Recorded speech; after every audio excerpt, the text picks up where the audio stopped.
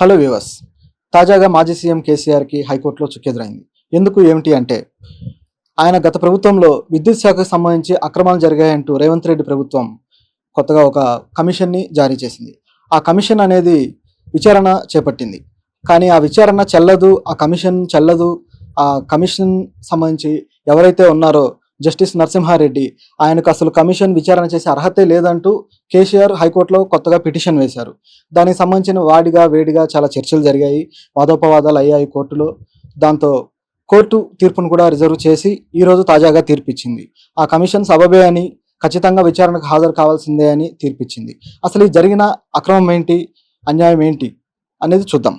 గత ప్రభుత్వం విద్యుత్ శాఖకు సంబంధించి ఏ అక్రమం చేసింది అంటే అది ఇంకా అక్రమమో కాదో ఇంకా తేలలేదు.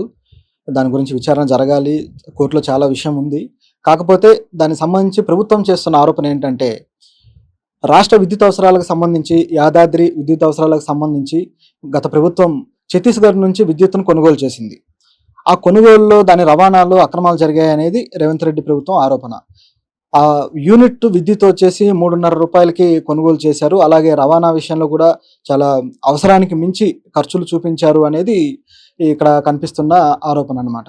నిజానికి రాష్ట్ర ప్రభుత్వానికి సంబంధించిన ఏ ఖర్చులైనా సరే ప్రజా ప్రయోజనార్థం పెట్టవలసిన ఖర్చుల్ని ఆ ప్రభుత్వం కొన్ని నియమాలు నిబంధనలు ఉంటాయి.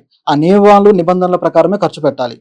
అలా కాకుండా వేరేగా కానీ చేసినట్టయితే అది అక్రమం కిందకే వస్తుంది. అయితే అది కోర్టులో తేలాల్సి ఉంది. అయితే ఈ కమిషన్ను సంబంధించి కేసీఆర్ ఎందుకు ఈ కమిషన్ చల్లదు అంటున్నారు. నిజానికి ఒక కమిషన్ ప్రభుత్వం ఎన్నో ఆరోపణలు చేస్తుంటుంది, కమిషన్లు వేస్తుంటుంది. సహజంగా ఆ కమిషన్కి వెళ్ళి హాజరయ్యి ఆ విచారణను ఎదుర్కొని ఏ తప్పు చేయకపోతే, ఏ అవినీతి లేదనుకుంటే విచారణకు హాజరయ్యి దానికి సంబంధించిన డాక్యుమెంట్స్ కానీ ఫైల్స్ కానీ ఆ కమిషన్కి అప్పగిస్తే ఓ పని అయిపోతుంది. దట్టు దాని ద్వారా వచ్చే రిజల్ట్ ఏదైతే ఉందో అది he is not a corrupt person అని చెప్పేసి, లేదా ఆయన అవినీతి చేయలేదు అని చెప్పేసి కమిషన్ కూడా నిర్ధారిస్తుంది. సో అది చేయాల్సిన పని. కానీ కేసీఆర్ రివర్స్గా ఏం చేస్తున్నారంటే ఈ కమిషన్ చల్లదు అని పిటిషన్ వేయడం, అలాగే కమిషన్ చేసే వ్యక్తికి ఆ అర్హతే లేదు అంటూ, జస్టిస్ నరసింహారెడ్డికి ఆ అర్హతే లేదు అంటూ హైకోర్టులో పిటిషన్ వేయడం వింతగా ఉందన్నమాట. ఎందుకంటే అర్హత లేకపోవడం ఏంటి, ఇది వ్యక్తిగతంగా ఆయన్ని ఏదో టార్గెట్ చేయడమా లేదా కార్నర్ చేయడమా ఆ విధంగా వస్తుందన్నమాట.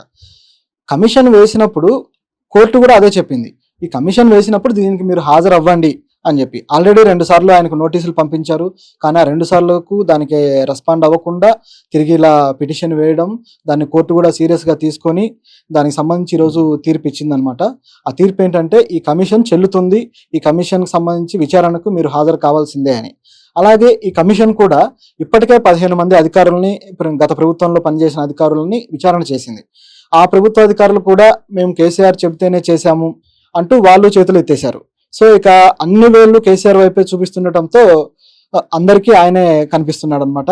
ఈ కమిషన్ చెల్లదు లేదా ఈ కమిషన్ రద్దు చేయాలి అని చెప్పి కేసీఆర్ వాదన వినిపించడానికి ఆయన చూపించే కారణాలు ఏంటంటే, మొదట కమిషన్ వాళ్ళకి హాజరు కావాలని టైం ఇవ్వడము, దాంతో వాళ్ళు మాకు ఇంకాస్త సమయం కావాలని అడగటం జరిగింది. ఆ సమయం ఇచ్చిన తర్వాత మళ్ళీ ఎంపీ ఎలక్షన్లు ఉన్నాయి, ఆ ఎలక్షన్లు కార్యక్రమాల తర్వాత మేము హాజరవుతామని చెప్పడం జరిగింది.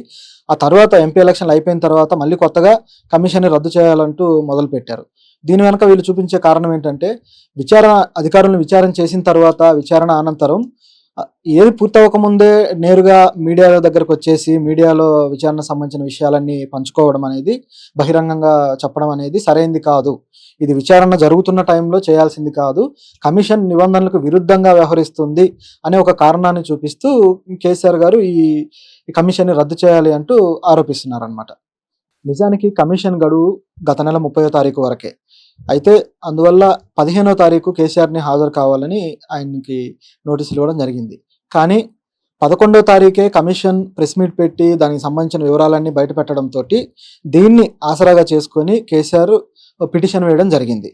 అయితే ఇప్పుడు ఒకవేళ ఆ పిటిషన్ కానీ కోర్టు యాక్సెప్ట్ చేస్తే, ఆ పిటిషన్ వ్యాలిడ్ అని కానీ కోర్టు భావిస్తే, అప్పుడు ప్రతివాది ఈ జస్టిస్ నరసింహారెడ్డి ఎవరున్నారో ఆయనకు నోటీస్ ఇవ్వాల్సి వస్తుంది. ఒక జస్టిస్కి నోటీసు కోర్టు ఇవ్వడం అనేది చాలా అరుదు. కేసీఆర్ ప్రధానంగా తన పిటిషన్లో జస్టిస్ నరసింహారెడ్డిని ప్రధాన ప్రతివాదిగా చేర్చాలంటూ పేర్కొనటమే హైకోర్టుకి కాస్త సీరియస్‌గా తీసుకోవడానికి కారణమైంది. సో, దాని పర్యవసానంతోటే ఈ కమిషన్‌ని మరింత కొనసాగించడము, దానికి మళ్ళీ హాజరు కావాలని చెప్పడం జరిగింది. నిజానికి కమిషన్‌లు వాటి టైమ్ పీరియడ్ కూడా ఎప్పటికప్పుడు పెంచుతూనే ఉంటారు. విచారణ జరిగే కొద్దీ అది పెరుగుతూనే ఉంటుంది. వాళ్ళు రిక్వెస్ట్ చేసేదాన్ని బట్టి. ఈ కాళేశ్వరంకి సంబంధించిన కమిషన్ కూడా 2 నెలల గడువు పెంచారు. అలాగే ఇప్పుడు ఈ కమిషన్‌ను సంబంధించి కోర్టు తీర్పు ఇచ్చింది కాబట్టి కేసీఆర్ గారు తిరిగి మళ్ళీ సుప్రీం కోర్ట్‌కి వెళ్ళే ఆప్షన్ కూడా ఉంది. ఆయన సుప్రీం కోర్ట్‌కి వెళ్తే అక్కడ కూడా భిన్నంగా ఏమి తీర్పు రాదు. మళ్ళీ కమిషన్‌కి హాజరవ్వాలనే రావచ్చు. సో, అప్పుడు మళ్ళీ కమిషన్ గడువు పెంచి ఆయన కమిషన్‌కి హాజరవ్వమని చెప్తారు. సో, ఆయన హాజరవుతారా? లేదా? అనేది భవిష్యత్తులో చూడాలి. అసలు రేవంత్ రెడ్డి ప్రభుత్వం ఈ కమిషన్‌ని ఎందుకు వేయాల్సొచ్చింది? మామూలుగా అయితే ప్రభుత్వం ఏర్పడగానే ఈ ఆరోపణలు ఇవన్నీ బయటకొచ్చాయి.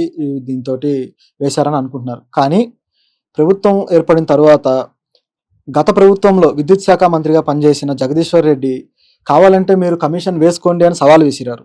అలా బహిరంగంగా సవాల్ విసరడంతో ప్రభుత్వం ఇక వేరే ఆలోచన లేకుండా ఏకంగా కమిషన్ వేసి పారేసింది. అలా వాళ్ళు సవాలు విసిరి రెడీగా ఉన్నాం విచారణకి అని వాళ్ళే చెప్పిన తర్వాత కమిషన్ వేశారు.